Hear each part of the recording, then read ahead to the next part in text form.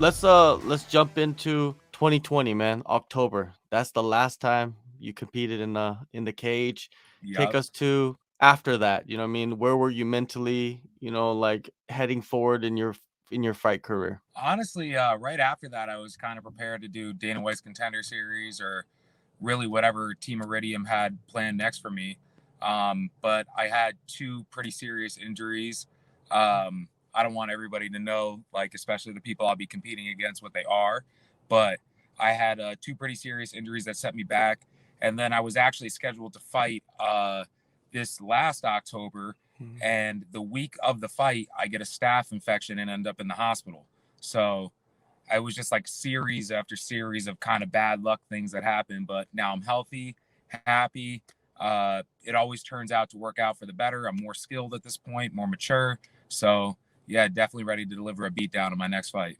Let's jump back to those injuries without revealing too much. You know what I mean? How long did it take you to get back into, like full-blown training after sustaining those injuries? One took about like 2 months, 2.5 months, and then the other one, which is a lot more substantial, took around 3 to 4 months with rehab. They wanted me to get surgery and all that, but I've already had enough surgery and I've gone down that route before. And yeah, I'm at the point in my life where I'm just not looking for that. I just felt like, you know what, I'm going to rehabilitate it to the fullest of my potential. And what happens, happens. And honestly, the rehab played out a lot better than the surgery would have, in my Mhm. personal opinion, because I know people that have had the same surgical procedure and are, or that the surgical procedure that they wanted me to have, and they're still kind of dealing with issues from that injury. So I'm happy I just took the route that I did. It took a little more time, but it kept me off of the surgical table, kept some more money in my pocket, and Mhm. made it so I am where I am today, and I am who I am today. For sure. Yeah, and so did it like help you on the of course on the physical side it did, but like mentally, going through cuz rehab is tough, man. It's probably tougher than just training in itself, just because you're so limited to this one focus of your body, like this one part of your body. How was it going through it and dealing with all of that? Yeah, it's cool. So I have a degree in kinesiology, and it just gave me a Mhm. deeper relationship with my body itself. I really got to really learn the in-depth anatomy of that portion of the body that was injured. Uh, and yeah, it gives you a deeper relationship with the body that you live in, and gives you more appreciation for the fact that, whoa, I'm a mobile human being with two arms, two legs. Uh, that's something that a lot of people can't say. So yeah, it just made me more thankful for my ability to compete in the sport, made me desire to compete in it even more. And yeah, it kind of gave me that time to, I mean, I was already ready to fight mentally, but it just built that passion up even more. All right. And you're training out of Extreme Couture. Tell us the origin story of how you ended up there. So I started off training in the Bronx. Actually, I live Mhm. back in Connecticut. It was like a 45-minute drive to my gym and back every night at this gym called the Jungle Gym. Shout out Master Chim, Justin Garcia, and all the guys at the Jungle Gym in the Bronx. Um, and yeah, when I was there, I was like 15 years old, but I kind of looked the same way I do now. I had the same stature, same size, so I sparred all the grown men there, and it kind of, you know, put some toughness in me that wouldn't be ingrained in any other place than there. Um, and from there, my mom actually went to high school out in Vegas, Mhm. and she performed in a show called Splash back in the '80s with John Lewis, who trained Chuck Liddell, Tito Ortiz, a lot of the old school Oh. guys, BJ Penn. So when I was in high school, I came out to Vegas for like a week and a half, and I trained at his gym, which at the time was called JSEC. I think it's now called Fight Capital. John's no longer there. Um, and I trained with him, Gilbert Ivel, and a couple guys out there. And then I came back out and I checked out Extreme Couture in the beginning of my senior year of high school. And that place just really clicked with me. I knew that's where I needed to be if I wanted to pursue the sport. So the second I graduated high school, I enrolled at UNLV in college out there, and started my fight career out in Vegas. I did my AMI team tryout like the first month of college, and Mhm. made the team. And yeah, one of the two people to make the team. And since then, been at the gym since. Had 4 amateur fights, and now 5 pro fights, and about to make it 6 on March 19th. Yeah, it's a hotbed, man. Las Vegas, especially Extreme Couture. There's just you can't even list the names of, athletes that have gone through there and that are cultivating themselves in that gym. But I wanted to rewind back to Gilbert Ivel, man.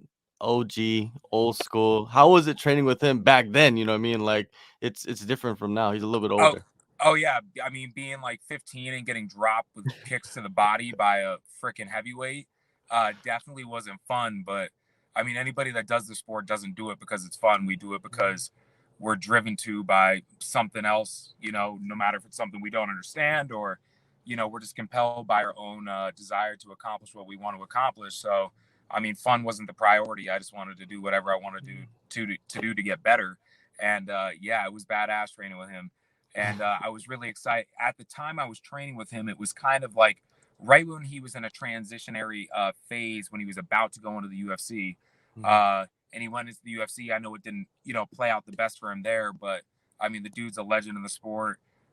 Definitely a badass and somebody you don't want to mouth off to. I can tell you that. So, yeah.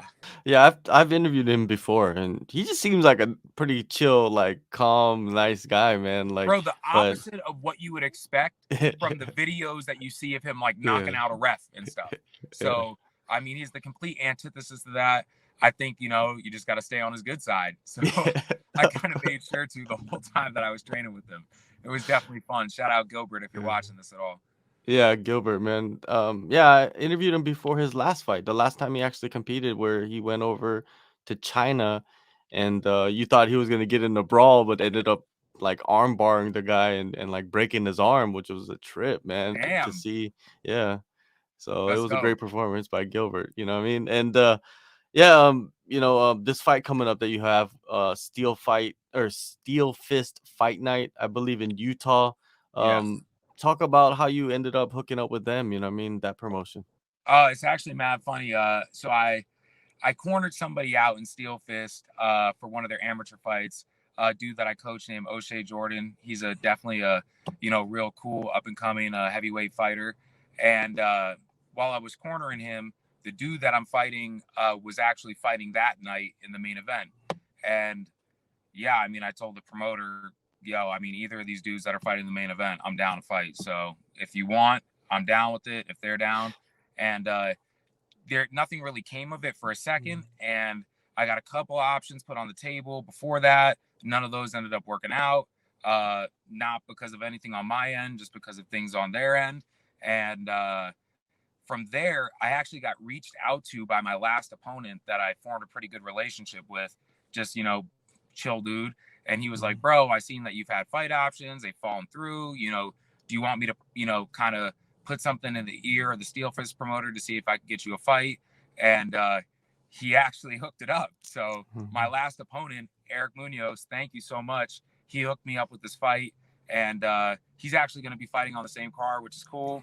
And yeah, that just shows. I mean, like, you meet everybody in life for a reason. A lot of things come full circle, and that's just a cool way that a lot of people take for granted the relationships that they build over the course of their involvement in the sport.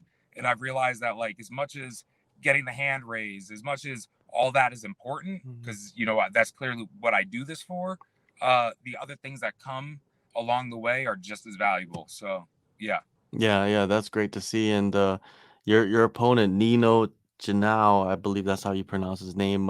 He looks like a knockout artist. You know, when you look at him on paper, what is your breakdown of him and his skill set? I mean, I think he's somebody that kind of has a little bit of skills everywhere. He definitely, I mean, seems to have clearly has some power in his hands if he's been knocking people out the way that he has. Um,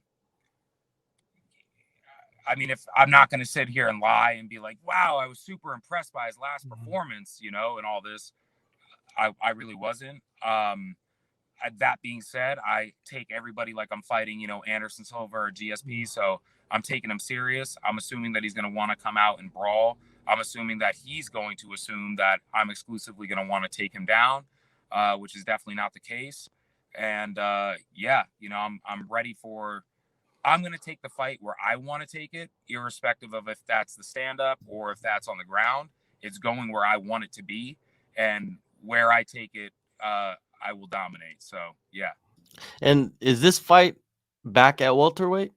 Yeah, back at welterweight. I did like one fight at middleweight that was kind of stupid. Like I was coming off a 2-year layoff and I fought some Mhm. kid that was like, I think he was 5-2, but he was really 6-2 because he knocked out one dude and it was declared a no contest. But the dude was way more experienced than me, like 4 times the amount of fights that I had. Was way bigger than me at the time. I was dealing with something that I was having issues maintaining my weight. So I was like 180 going into this fight, fighting this dude that was like 205 on fight night. And it was actually at the beginning of COVID. So the gym was closed. I was training at a park, and I kind of had this, dumbass mindset that I was like, yo, if I can't beat this dude coming off the bench, uh, then I don't deserve to be doing the sport. Mhm. And that's definitely not the attitude that you want going into a fight. You want to take everybody seriously and give them the respect that they deserve. I didn't give the opponent that respect. I still won the fight, Mhm. but I made it a lot harder than it had to be because I was gassed 1 minute going into a 5 round, Mhm. 5 minute, 5 round fight. Mhm. So yeah, I mean that was a really good learning experience, and that's a prime example of why I'm taking Nino as seriously as I am, even though I do personally believe that there's a skill discrepancy and that I'm a lot more technical and skillful than he is. Yeah, that fight you're talking about at middleweight, when the cards are stacked against you and you still pull it out, you gut it out the win, it it kinda, like, elevates you like in a video game, like, to the next level. Do you feel Yeah. that way? Oh yeah, I mean for sure. I definitely feel like especially spiritually. I mean, I got to see what my character was that night. I know a lot of people that quit. Fatigue makes, they say Yeah. like they makes bitches out of men. Yeah. So I saw how I reacted in a situation where I was gassed 1 minute with Mhm. 24 minutes left in the fight, and there was not a single part of me that wanted to quit. So yeah, I know who I am. I know what my character is. I know I'm down when the cards are stacked against me. And yeah, that being said, I that wasn't the smartest way to take on that Mhm. fight. But once again, everything happens for a good reason if you make it happen that way. And I learned a lot of stuff about myself through that experience. And it definitely elevated me mentally, made me more confident in who I am. And yeah, I know that going into this fight, I'm not going to be gassed 1 minute going into this fight. Mhm. I'm not going to be gassed at all in this fight. But if I did experience any sort of fatigue, there's no nothing up in here that's Mhm. going to tell me, oh, you got to quit or look for a way out, which a lot of fighters do. Back at welterweight, your preparations are, great. What do you see in this fight? How do you see yourself performing? I see myself getting a dominant victory. I see Mhm. myself going out there and showing some not necessarily skills that are new, but skills that I've gained more confidence to utilize in the actual live scenario in the cage. Um, I see myself putting this dude away. Mhm. To be 100% honest, I foresee a finish.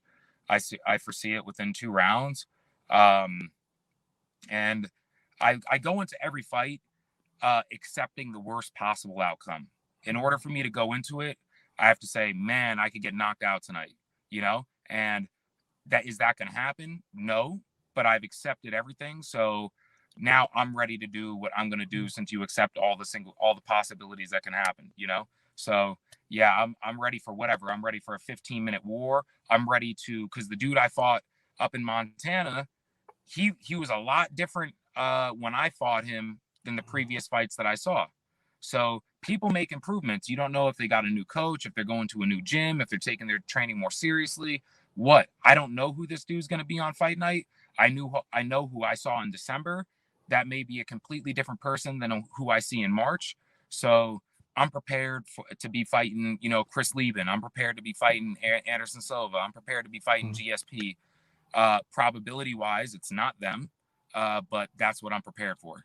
For sure. And you said, earlier in the interview that after your last fight, your mentality was like maybe the contender series. So do you feel like this one will probably get your foot in the door this year? Because there seems like they're gonna have a contender series later on this year. Yeah, I mean, I definitely do think I do think it should put me in the door for that, especially if I finish this dude. Mhm. And God forbid it doesn't. Um, I'm here for the journey and the destination, so I know where I'm gonna go. I know where I belong. I know I will be there eventually. And if for some reason, I don't know, they take somebody else for Contender Series and they take somebody else for Contender Series, I'm going to stay completely ready over the course of the summer and be ready for a short notice call, be ready for whatever needs to be done. Um, and yeah, so I'm open to really whatever. Obviously, yes, personally, what I like to sit back, what I like to manifest, and what I like to envision is me being on the Contender Series this summer, being victorious, and then going into the UFC and being victorious.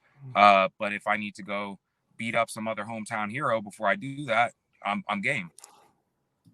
All right, man. Well, you get your chance to beat up a hometown hero March 19th, You already Steelfist know Fight it. Night, man. Appreciate the time, Montel, and enjoy the rest of the camp and good luck in the fight.